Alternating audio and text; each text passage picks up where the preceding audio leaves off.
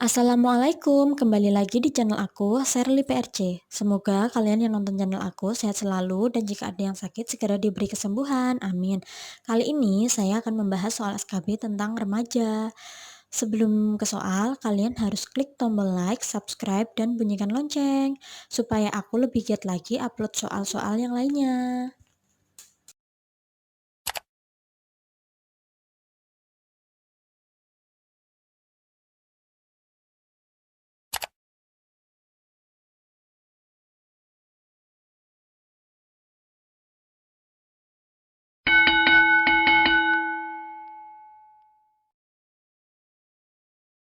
Soal pertama, seorang remaja perempuan umur 17 tahun datang ke BPM dengan keluhan haidnya sudah lebih dari 10 hari. Hasil anamnesis, ganti pembalut 3 kali per hari, tidak ada nyeri. Hasil pemeriksaan, tinggi badan 150, berat badan 55. Tekanan darah 110/70, nadi 86, pernafasan 20 kali, suhu 36,5. Benjolan payudara negatif, abdomen tidak terasa massa dan benjolan. Diagnosis apakah yang paling mungkin pada kasus tersebut? A. Amenore, B. Hipermenore, C. Hipomenore, D. Oligomenore, E. Polymenore.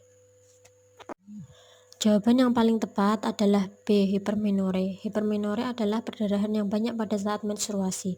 Di sini, sesuai dengan kasus, yaitu ganti pembalutnya 3 kali sehari, sehingga dapat dipastikan darah yang keluar saat menstruasi adalah banyak, dan haidnya sudah lebih dari 10 hari.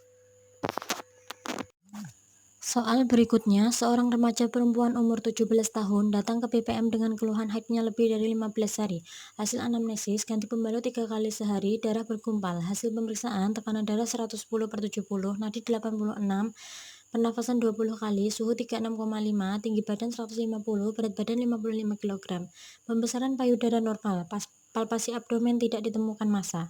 Tindakan apakah yang paling tepat dilakukan pada kasus tersebut?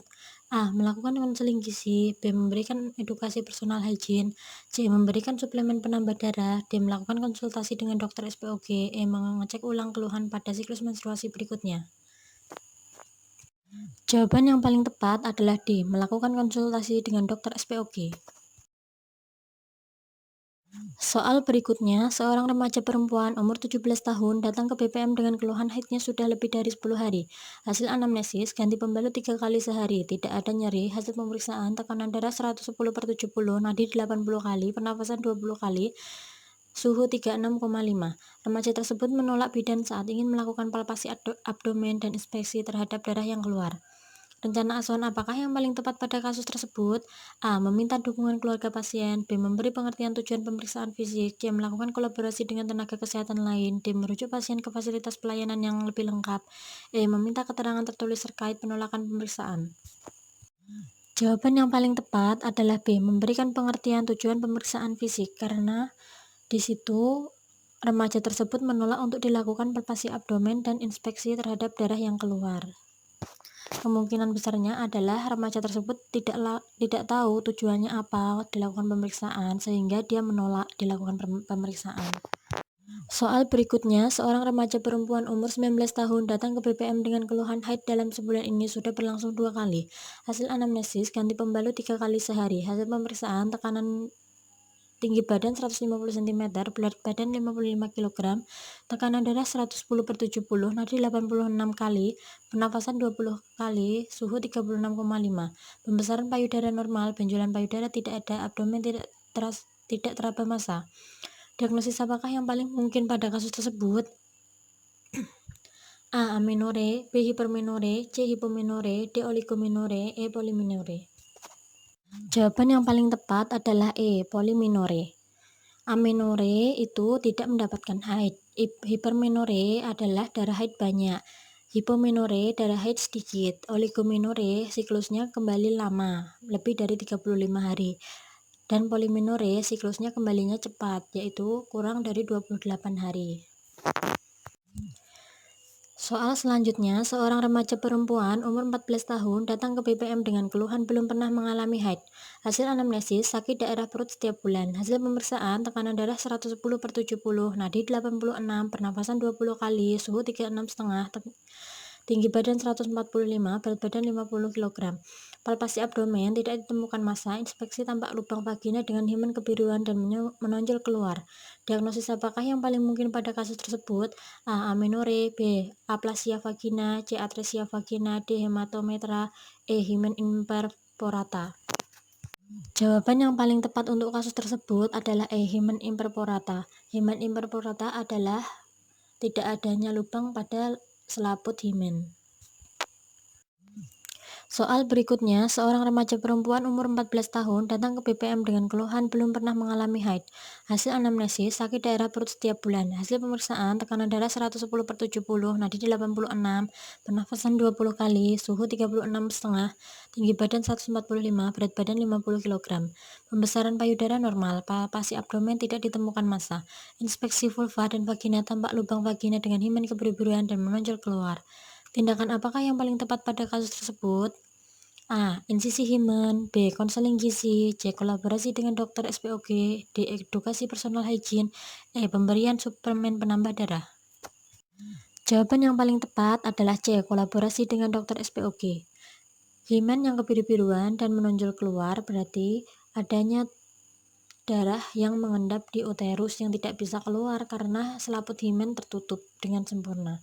Sehingga kita sebagai bidan tidak boleh melakukan tindakan apapun, sehingga kita hanya wajib mengkolaborasi dengan dokter SPOG untuk melakukan insisi himen.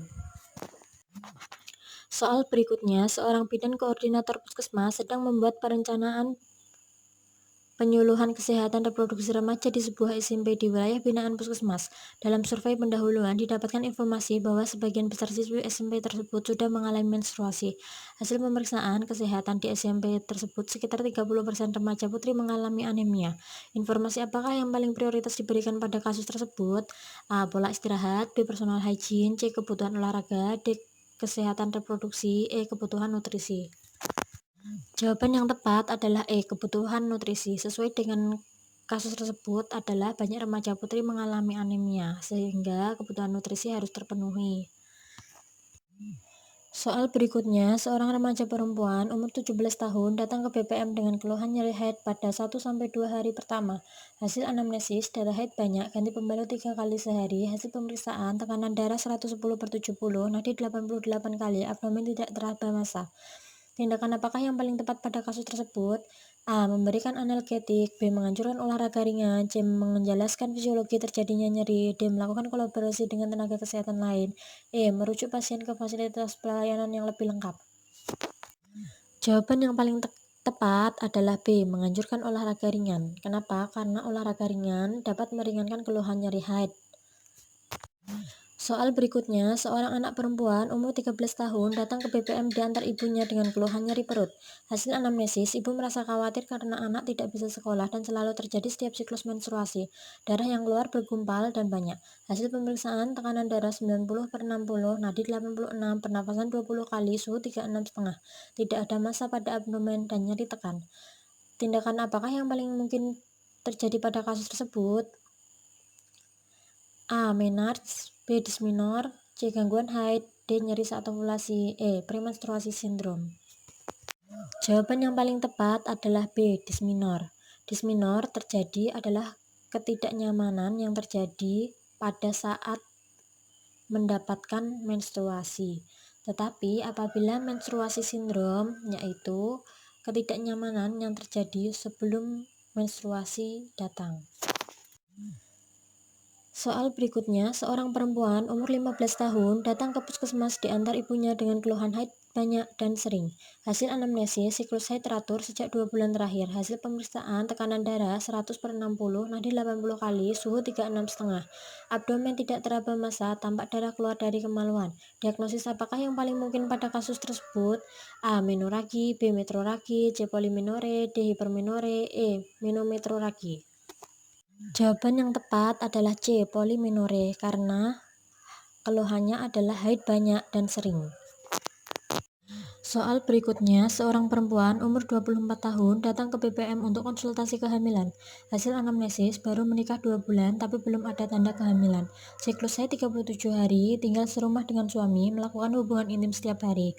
Hasil pemeriksaan, keadaan umum baik, berat badan 75 kg, tinggi badan 150, tekanan darah 110/70, nadi 80 kali, pernafasan 20 kali, suhu 36,5, abdomen tidak teraba massa.